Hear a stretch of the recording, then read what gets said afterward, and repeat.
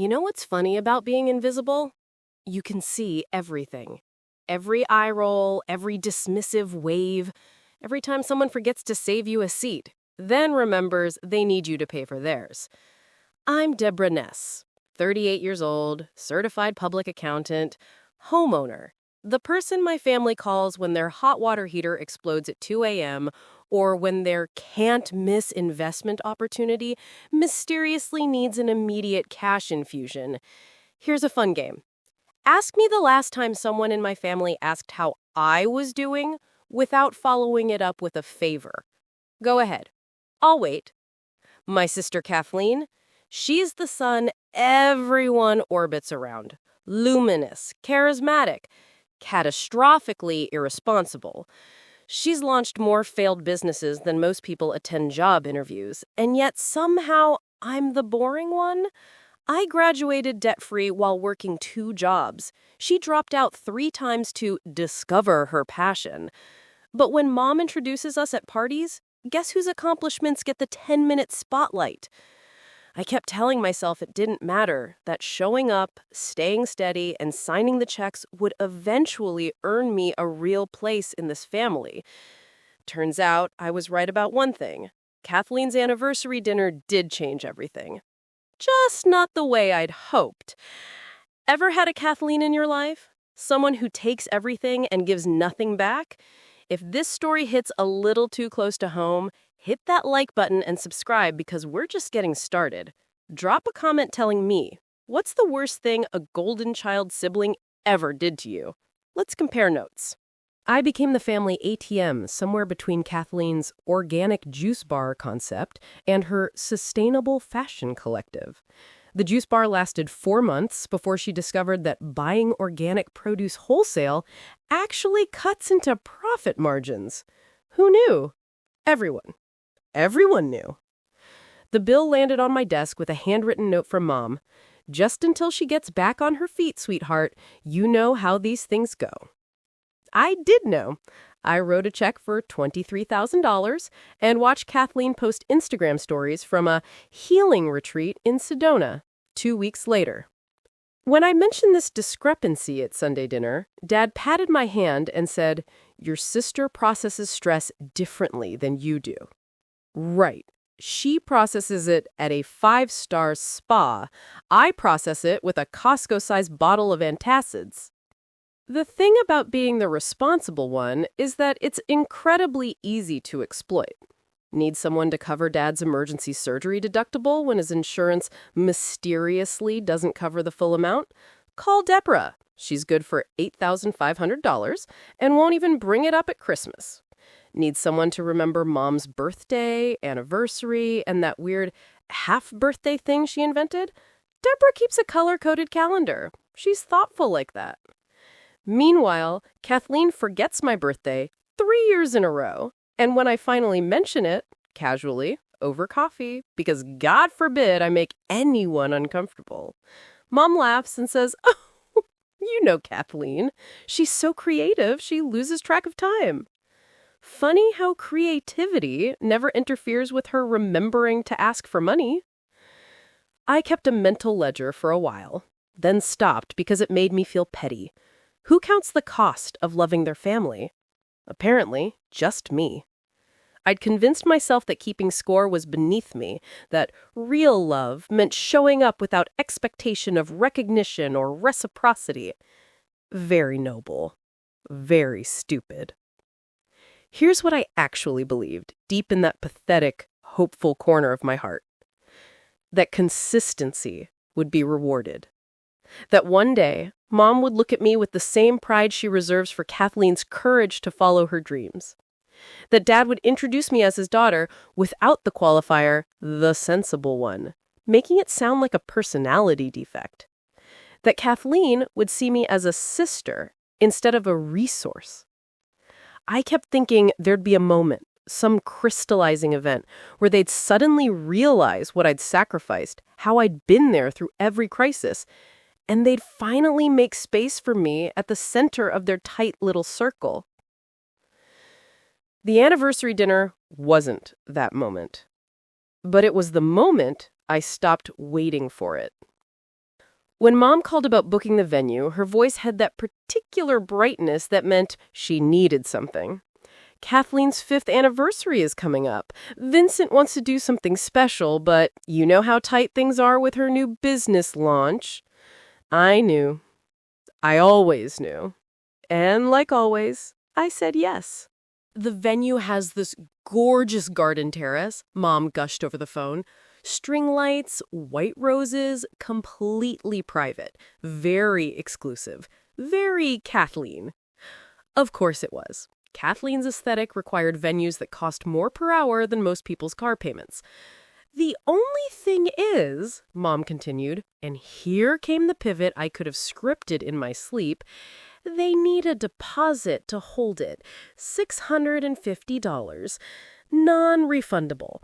And with Kathleen's new business launch, her cash flow is just a little tight right now. I stared at my computer screen, cursor blinking in a spreadsheet cell. I had a client presentation in 20 minutes. A rational person would have said no, or at least, let me check my budget. But we'd established years ago that I wasn't rational where my family was concerned. I was available. I can put it on my card, I heard myself say. Oh, Deborah, you're a lifesaver. We'll pay you back, obviously. This is just temporary. Temporary, like the juice bar loan, like Dad's surgery deductible, like every other IOU that evaporated the moment the crisis passed. I had a drawer full of temporary at this point. It's fine, Mom, really. You're such a good sister, she said warmly. Kathleen's going to be so touched that you made this possible. Something flickered in my chest. That stupid, unkillable hope. Maybe she would be touched. Maybe this time would be different. This wasn't another bailout for a failed business venture. This was a celebration, a family gathering, something I'd be part of rather than just financing from the margins. Actually, I said, riding that dangerous wave of optimism, I'd love to help with the wine selection, too. I know a great sommelier who... Perfect! Yes, you handle that. You're so good at these details. Mom's relief was audible. Oh, and Deborah, dress nicely, okay? Vincent's parents will be there, and you know how Kathleen wants everything to be just right. The call ended before I could respond.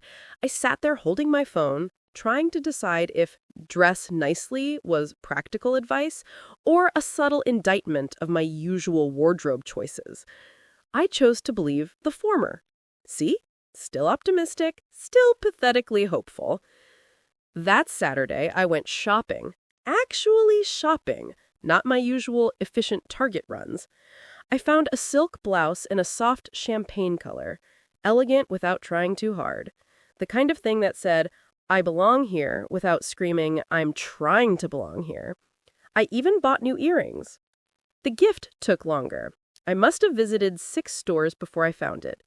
A vintage brass compass, beautifully crafted, with enough weight to feel significant. I had it engraved, "To New Adventures." Then I spent an entire evening writing the card by hand, sharing my favorite memory of Kathleen from childhood, the time she'd insisted we build a sister fort in the living room and declared no boys allowed, not even Dad. We'd stayed up past midnight, telling stories by flashlight. Back when I had clearance to enter her world, I packaged everything carefully, tucked the card inside, and allowed myself to imagine her face when she opened it. Maybe she'd remember that night, too. Maybe she'd look at me and see her sister instead of her checkbook. The deposit cleared my account on Monday. $650 for a seat at the table. It turns out I drastically overpaid. I arrived 15 minutes early because punctuality is one of my many underappreciated virtues. The garden terrace looked like something from a wedding magazine. String lights draped overhead like captured starlight, white roses spilling from crystal vases, candles flickering on a long table set for 12. The city glittered in the background, and for a moment, standing there in my new silk blouse with the carefully wrapped compass in my hands, I felt like maybe I actually belonged in this picture. "Deborah, you made it!" Kathleen materialized in a stunning emerald dress that probably cost more than my monthly mortgage payment. She air-kissed near my cheek, the kind of greeting you give acquaintances at charity galas. "You look nice." Nice. The word people use when they can't think of an actual compliment. "Happy anniversary," I said, holding out the gift. "I thought you might—" "Oh, just put it with the others." She gestured vaguely toward a gift table, already turning away. Then she paused, and something flickered across her face. Not quite guilt, more like the expression you'd make when remembering an unpleasant task. "Listen, about seating. We're keeping the main table really intimate tonight. Just family and Vincent's parents. You know how it is." My stomach dropped. "I'm sorry, what?" "Your seat is right over there," she pointed toward the corner near the service entrance, where a single folding chair sat awkwardly behind a potted fern, half hidden like an afterthought, like a mistake someone hadn't bothered to remove. "You understand? Right? You're more of an observer, anyway. You've always preferred watching from the sidelines."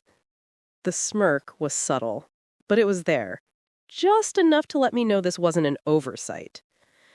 She floated away before my brain could catch up to my mouth, before I could ask the obvious question. If I'm not family, what exactly am I? I stood there, gift in hand, while the other guests arrived. Mom and Dad, Vincent's parents, elegant and reserved. Kathleen's friends, all air kisses and champagne laughter. They filled the chairs around that beautiful candlelit table, the one that I'd made possible with my credit card. I walked to the folding chair and sat down. What else was I supposed to do? Make a scene? Storm out? That's not what responsible daughters do. We endure. We accommodate. We make ourselves smaller so everyone else can be comfortable. The servers kept apologizing as they squeezed past me to reach the kitchen. "Excuse me, so sorry, just getting through." I became an obstacle, something to navigate around. I smiled each time and said it was fine, because that's what I do. I make things fine. From my chair by the service door, I watched my family celebrate. They toasted, they laughed, they took endless photos, angling their phones to capture the perfect shot of the perfect table with the perfect people. Mom glanced in my direction once, made brief eye contact, and immediately looked away like I was something uncomfortable she didn't want to acknowledge. Dad never looked at all. Kathleen opened gifts, wiping theatrical tears from her eyes as she gushed over each one. When she got to mine, she barely glanced at the compass before setting it aside. The card stayed unopened. 2 hours. I sat there for 2 hours holding a glass of water a sympathetic server had brought me, watching the life of a family I didn't actually belong to. That's when it hit me. Cold and absolute. I was never meant to be a guest at this celebration. I was just the person who paid for it. The dessert plates were being cleared when the server approached my folding chair, leather portfolio in hand. He looked apologetic, as if he'd drawn the short straw. "Ms. Ness, your final total for the evening." I opened it. The number at the bottom seemed to pulse. $4,127. $4,127. My eyes scanned upward. Premium wine selection? The bottles I'd chosen, now consumed by people who hadn't acknowledged my existence all night. Upgraded menu selections, a last-minute cake enhancement. Apparently, intimate family celebration translated to spare no expense on someone else's credit card. "There must be a mistake," I said quietly. "I only authorized the deposit." The server shifted uncomfortably. "Your card is the one we have on file, ma'am. The one used for the booking." Of course it was. "Deborah?" Kathleen's voice rang out across the terrace, bright and performative. She'd noticed the exchange. "Oh, perfect timing. Deborah will handle it. She's so good with these things." Every head at the main table turned toward me. Kathleen smiled widely, confidently. The way you smile when you've never been told no in your entire life. She actually winked at Vincent's parents. My sister is absolutely the organized one in the family. I don't know what we'd do without her. The organized one. The useful one. The one with the credit card and no seat at the table. Something inside me, something that had been bending for 38 years, finally snapped. I stood slowly. The folding chair scraped against the stone terrace. Every eye stayed on me, and for the first time all night, I had their complete attention. I looked directly at Kathleen. My voice came out steady, clear, surprising even myself. I wasn't seated with family, so I'm not paying for family. The silence that followed was spectacular. Kathleen's smile froze. Vincent's fork stopped midway to his mouth. I picked up the napkin I'd never used because no food had been offered to the person by the service door and placed it carefully on the folding chair. The deposit is the only part that has my name on it. Everything else is on whoever made these choices. I turned to the server and handed back the portfolio. They can figure out payment arrangements among themselves. The family table. Deborah, don't be ridiculous. Mom's voice cracked through the silence. Dad tried his signature move, the one he'd perfected over decades of avoiding confrontation. Let's not make a scene. But I was already walking. My hands were shaking so violently, I had to shove them in my pockets. But my steps were certain, each one taking me farther from that beautiful terrace and the people who'd never really wanted me there. Are you kidding me right now? Kathleen's voice rose behind me, indignant confusion replacing her performative warmth. Is she seriously doing this? I heard Vincent murmur something, heard his mother say quite clearly, "What on earth?" I heard Mom call my name, panic finally creeping into her tone. But I kept walking, past the gift table where my unopened compass sat forgotten, past the string lights and white roses and all the beauty I'd funded but was never meant to enjoy, through the restaurant, past the hostess stand, out into the cool night air. My phone started buzzing before I reached my car. I turned it off. For 38 years, I'd been waiting for permission to matter to my family. I'd just given myself permission to stop waiting. I made it home before I turned my phone back on. Mistake. Massive mistake. 17 missed calls, 23 text messages, all delivered within an hour of my exit, which meant my family had abandoned Kathleen's anniversary celebration to focus on the real emergency, my audacity. Kathleen's message came in all caps, always a sign of her displeasure. You just humiliated me in front of Vincent's family. What is wrong with you? Nothing was wrong with me. That was becoming increasingly clear. Mom's texts somehow managed to be worse despite the lowercase letters. I raised you better than this petty jealousy. Call me immediately so we can fix what you've done. What I'd done. Not what had been done to me. Never that. Dad's contribution? Radio silence. His signature move when anything uncomfortable happened.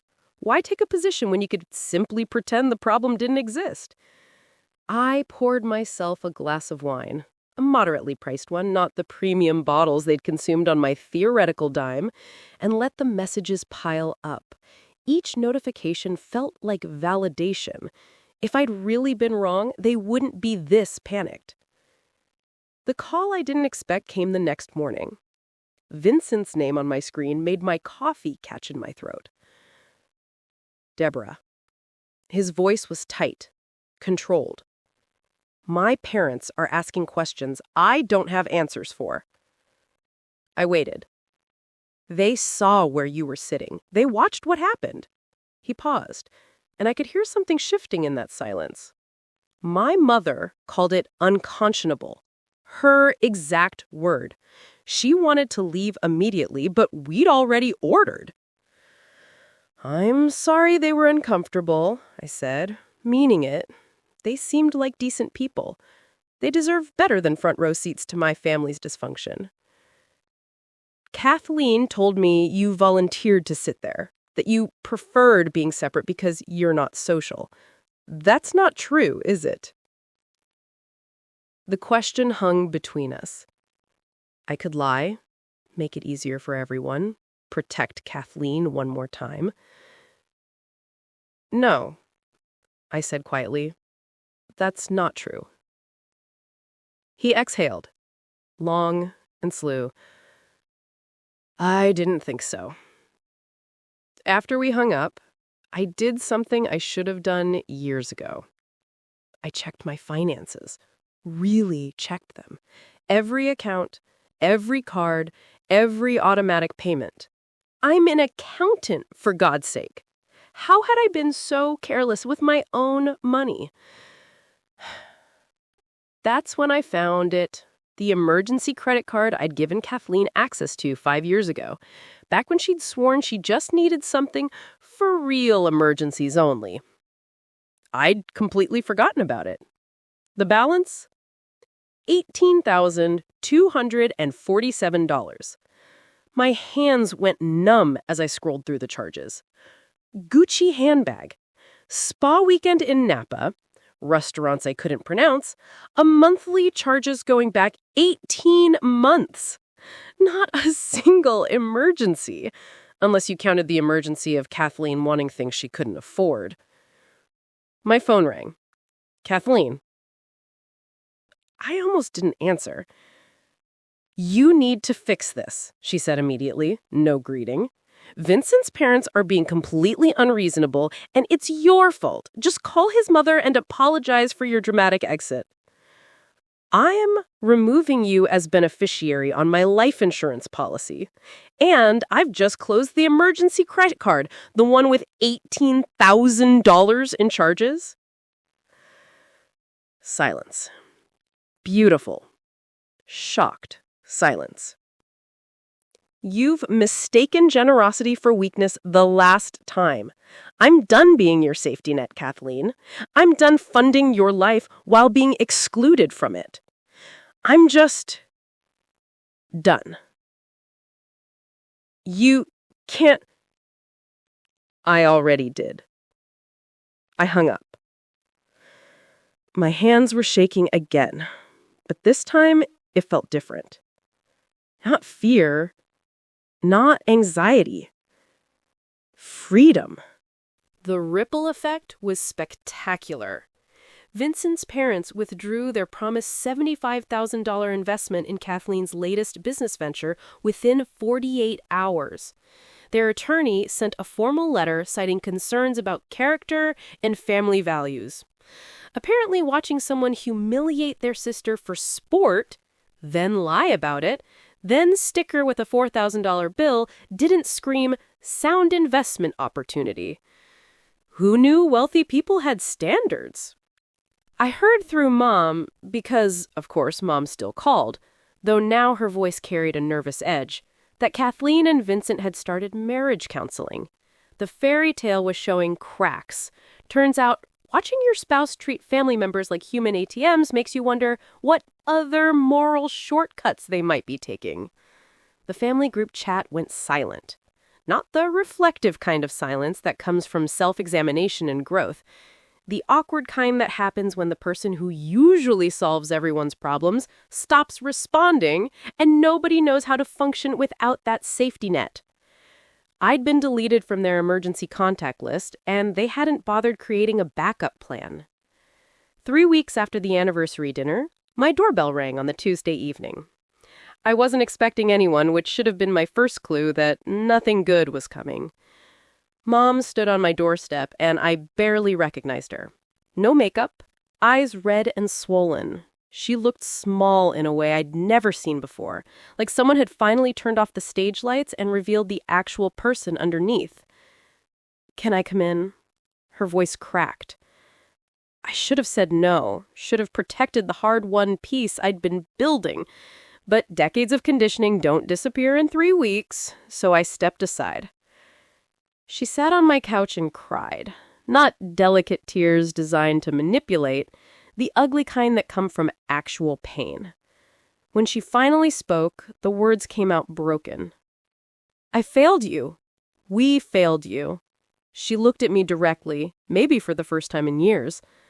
I don't know when we decided Kathleen's dreams mattered more than your dignity, but we did.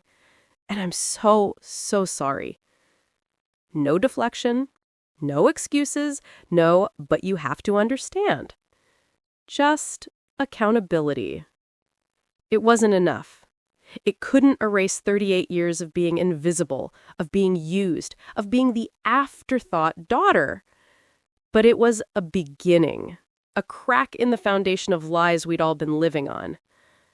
I don't know if I can forgive you yet, I said quietly, but I appreciate you saying it. She nodded, tears still falling. That's more than I deserve. After she left, I sat in the silence of my apartment and felt something unexpected. Possibility.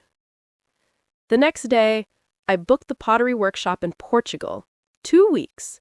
The one I'd been postponing for 5 years because maybe next year and it's too expensive and what if the family needs something? The family would have to figure it out. I started therapy. Turns out being the family scapegoat does things to your psyche. Who knew? I finally framed my master's degree, the one I'd earned while working full-time, the one that had been sitting in a drawer because celebrating it felt like bragging. I hung it in my living room where I could see it every day. I planted herbs on my balcony. Basil, rosemary, thyme.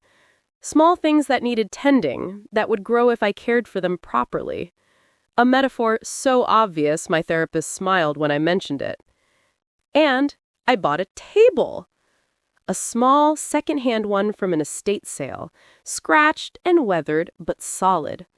I spent a weekend refinishing it, sanding away decades of someone else's history, standing it a warm honey color that caught the morning light. When I sat there with my coffee, watching the sunrise through my window, my herbs reaching toward the light, I realized something profound. I didn't need their table anymore. I never did. I'd spent 38 years trying to earn a seat at a table that was never meant for me. Now, I was finally, beautifully, sitting at my own. Kathleen never saw it coming, and neither will the entitled family members in our next story. If you're done watching toxic relatives get away with everything, smash that subscribe button and turn on notifications. Comment below, my own table, if you've ever had to walk away from family. Where are you watching from?